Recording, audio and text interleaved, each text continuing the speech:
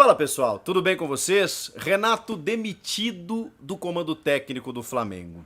A decisão foi acertada? Eu quero saber de vocês isso.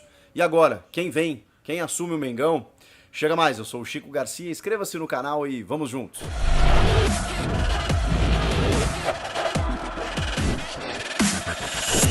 Pessoal, era uma consequência natural dentro do nosso futebol de qual técnico perdesse a Libertadores da América, uma pressão enorme seria instalada. No caso do Renato Gaúcho, ele já estava se inviabilizando há algum tempo, muitas críticas da imprensa especializada que acompanha mais o Flamengo, dos próprios torcedores.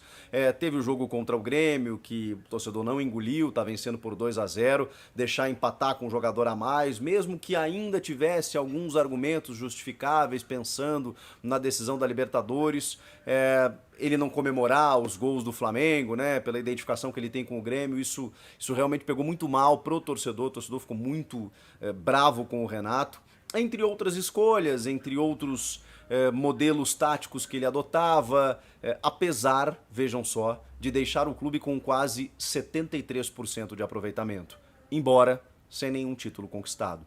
E isso pesa muito no Flamengo hoje, né? O Flamengo hoje tem uma exigência muito grande, vejam só que mesmo vencendo, você não tem vida fácil. O Rogério Ceni, que tão contestado era, mesmo assim venceu Carioca, Supercopa e Brasileirão, foi demitido na calada da noite, às 3 da manhã, no meio do campeonato, para trazer o que já se imaginava o Renato Gaúcho, que tinha um sonho de treinar o Flamengo e tudo mais. Eu não vou aqui passar pano pro Renato, acho que ele cometeu muitos deslizes, equívocos, não só no Flamengo, na reta final do trabalho dele no Grêmio também. O Renato não vem digamos assim, de uma trajetória recente interessante, ele realmente errou muito em escolhas e muitas vezes naquilo que ele diz. O Renato se tornou refém no Flamengo daquelas suas famosas e célebres frases de que com 200 milhões ele poderia fazer um time campeão. E não fez. De que o técnico do Flamengo deveria ser cobrado pelo time que ele tem nas mãos, uma seleção brasileira. E ele foi eliminado da Copa do Brasil, perdeu a Libertadores e não foi campeão brasileiro. Então isso tudo, obviamente, nesse momento pesou contra ele. E o Renato, ele também acaba arcando com as consequências daquilo que ele diz, né? Isso é muito inevitável.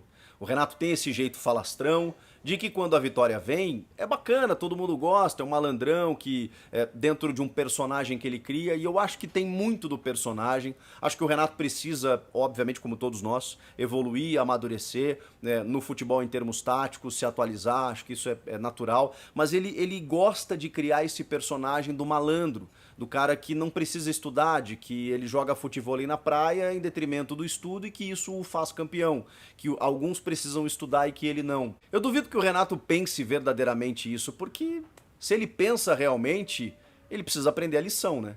De que o estudo ele não pode ser algo pejorativo, de maneira alguma. Quanto mais você estuda, quanto mais você se atualiza, mais importante você valoriza a sua profissão, né? E o Renato ele vem de declarações, né, muitas vezes indevidas, né, mal colocadas e tudo mais, e queria muito treinar o Flamengo. Fez uma força para treinar o Flamengo e se despediu sem nenhum título, como eu disse.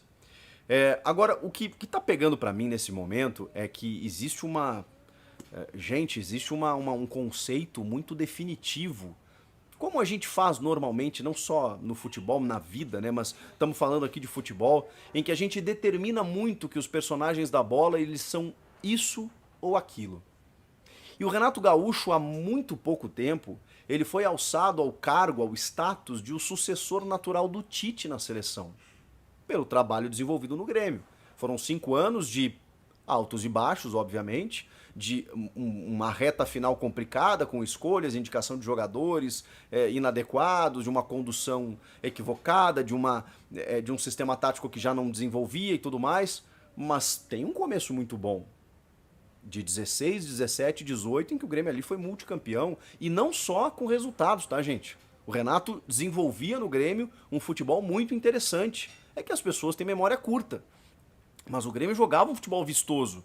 Um futebol de aproximação, de troca de passes, de ultrapassagem, de pontas que funcionavam. O Grêmio, ninguém ganha tudo isso à toa, gente. E ele conseguiu fazer um time que jogava um futebol bacana, um futebol de bola no chão, muito por conta das características dos atletas que ele tinha, mas ele conseguiu fazer um jeito de jogar bonito e ainda assim com resultado. Depois não se sustentou. Os jogadores saíram, houve desgaste, natural, natural. Mas não é nenhuma coisa nem outra. São as duas. Tem os méritos, as virtudes e os problemas. É natural, um trabalho de 5 anos, gente. E quando o Renato fez esse trabalho no Grêmio, ele era muito cotado, inclusive durante o trabalho do Tite. Muita gente queria ver o Tite longe da seleção, apesar dos números expressivos, mas não, o Tite, não sei o quê, as convocações, o jeito burocrático da seleção, nós precisamos do Renato Gaúcho lá. E muitos desses, acho que não todos, né, mas há uma intersecção aí, muitos desses hoje estão tratando como se o Renato fosse o pior técnico da história do futebol. Como se ele fosse uma fraude, como se ele fosse uma enganação. Nenhuma coisa nem outra, gente. O Flamengo tem um contexto muito difícil, muito difícil. O Abel Braga não conseguiu e depois fez um trabalho brilhante no Inter. O Domenech Torrent, aí realmente talvez um erro da diretoria, porque nunca tinha sido técnico, né? Então não conseguiu também. O Rogério Ceni, mesmo conseguindo, mesmo sendo campeão, foi fritado, porque não basta você vencer no Flamengo. Vencer é o mínimo. Você tem que vencer e dar espetáculo. O único cara que conseguiu isso foi o Jorge Jesus, num curto espaço de tempo. Não sabemos se ele conseguiria manter esse nível também. Mas não interessa. A história do Jorge Jesus está contada. E a herança, ela deixa um problemaço para quem assume na sequência. E olha que o Renato chegou bem, hein? Porque o Renato é muito, vou usar uma palavra que ele gosta, esperto. Ele apostou na memória tática desses jogadores enquanto ele esteve todo mundo, ou boa parte deles. Também é verdade que ele ficou bastante tempo desfalcado. O Rogério também enfrentou esse problema. Ele não pôde contar muitas vezes com seus principais jogadores, mas quando ele teve eles nas mãos, ele apostou nessa memória tática que eles tinham, dando liberdade, e o que o Flamengo tem de melhor são as suas individualidades, e empilhou goleadas, inclusive na Libertadores. Fez uma campanha muito boa no começo. E aí depois acabou perdendo uns jogos assim, tipo, né, 4-0 pro Inter, o próprio 1-0 pro Grêmio. E aí vem a eliminação na Copa do Brasil pro Atlético Paranaense. Claro que isso foi pesando. Ali ele inclusive pede demissão e a diretoria não aceita. Por quê? Porque tem a Libertadores, tinha a Libertadores, né? E eu ouso a dizer que se ele vencesse a Libertadores, ao contrário do que muitos diziam, que ele ganhando ou vencendo sairia, eu acho que não, porque tem um Mundial de Clubes agora em fevereiro, né? No mínimo ele ficaria até fevereiro para comandar o time no Mundial. É que perdeu e realmente... e eu não discuto a demissão, tá, gente? Eu acho que a demissão ela é legítima porque o clube tem essa prerrogativa, inclusive o contrato dele terminava no dia 31 de dezembro, então na verdade ele só não foi renovado. E a análise interna dentro de treinamentos, trabalho do dia a dia, perspectiva para a próxima temporada, isso a diretoria de futebol tem que fazer mesmo. E se chegaram à conclusão de que o Renato não seria a melhor escolha, a melhor opção para comandar esse time na temporada que vem, ok, tudo bem encerrar o trabalho. O meu questionamento é outro. É a forma como a gente encara as coisas.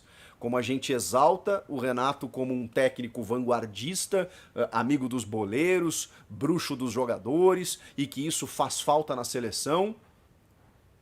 E agora determina o cara como uma fraude, como uma enganação, como uma porcaria, como muitos estão fazendo. Eu não concordo com isso. Eu acho que a gente pode olhar de outra forma.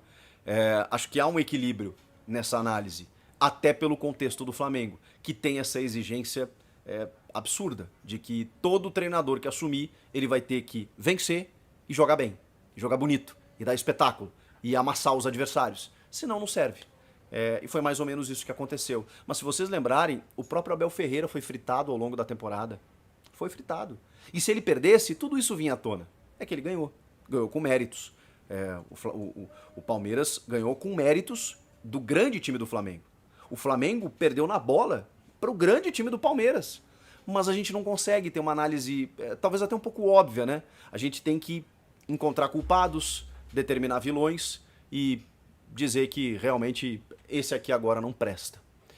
E eu vou repetir para não ficar algo assim, digamos, entre nuvens, embaçado, O Renato se inviabilizou muitas vezes, por comportamentos, por escolhas, por modelo tático, e acho legítima a demissão, não discuto ela. O que eu discuto é você acabar, como muitos estão fazendo, com a carreira de um técnico que ontem era promissor, era um dos melhores, se não o melhor do Brasil, era a solução para a seleção brasileira, era o cara do futebol brasileiro, e hoje simplesmente não presta. Então, assim, eu acho que o Renato cavou um pouco essa sua saída pelas coisas que ele diz, pelas coisas que ele disse, né, pelas atitudes dele. Então, cada um, né, é bem grandinho e arca com as suas consequências, mas eu temo pelo sucessor. Se fala no Marcelo Gajardo, do River Plate, que está encerrando a temporada, né, e o seu contrato, e provavelmente não vai ficar depois de 7 anos. Um cara que ganha, sei lá, 2 a 3 milhões de reais por mês, mas se tem um time com orçamento para fazer isso é o Flamengo. E talvez um estrangeiro assim tenha um pouquinho menos de pressão para poder dar resultado e o futebol que todos querem. No Carlos Carvalhal, outro português, no Vilas Boas, enfim.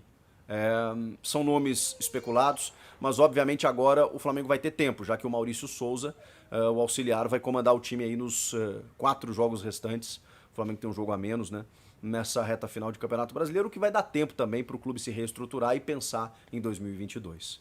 E o Renato Gaúcho está no mercado. Alguém aceita? Comenta aqui embaixo, inscreva-se no canal e eu volto na próxima. Tchau!